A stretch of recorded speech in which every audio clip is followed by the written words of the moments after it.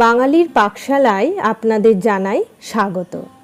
আবার আমি হাজির হয়েছি পুরনো দিনের রান্না নিয়ে। ঠাকুরবাড়ির রান্না পর্ব 2।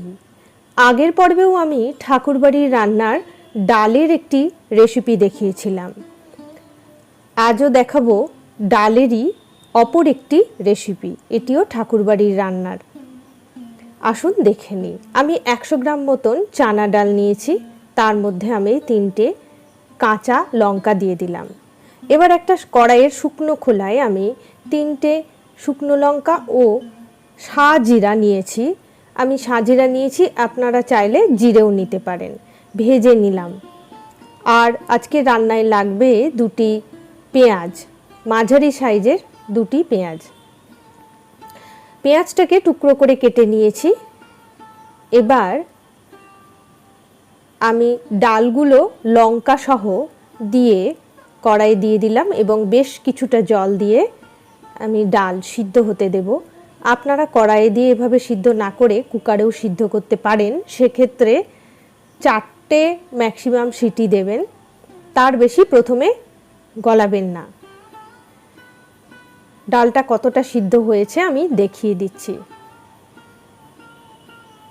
ঠিক চিপলে এরকমভাবে ভেঙে যাবে। এই অবস্থায় ডালটা জল সহই আমি নামিয়ে রেখে দিলাম। এবারে আমি কড়াইয়ে কিছুটা তেল নিয়ে নিচ্ছি। তার মধ্যে আমি দিয়ে দিলাম কেটে রাখা পেঁয়াজ। পেঁয়াজটা বেশ কিছুক্ষণ নাড়াচাড়া করব, অল্প আছে, পুড়ে যাবে না অথচ লালচে আকার ধরবে।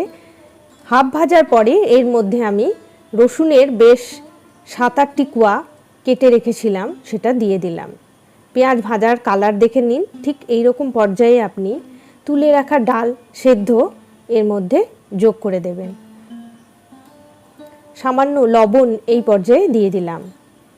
ভালো করে মিশিয়ে আবার আমি ডালটা সেদ্ধ হতে দেওয়ার আগে একটু হলুদ মিশিয়ে দিলাম। ডালটা ভালো করে সিদ্ধ হবে, তাই আমি আরও একটু জল দিয়ে প্রায় মিনিট 10 ফুটিয়ে নিলাম। এই ফাঁকে আমি সামান্য একটু তেঁতুল জলে ভিজিয়ে রেখেছিলাম, তার থেকে আমি কাঠ তৈরি করে নিচ্ছি। আপনারা একদম ফ্রেশ পাকা তেঁতুলও ব্যবহার করতে পারেন, আবার এই ক্ষেত্রে কাঁচা তেঁতুলও কিন্তু ব্যবহার করতে পারেন। তবে ফ্রেশ পাকা তেঁতুল ব্যবহার করলে ভালো লাগবে। আমি বাড়িতে রাখা পুরনো তেঁতুল ব্যবহার করেছি।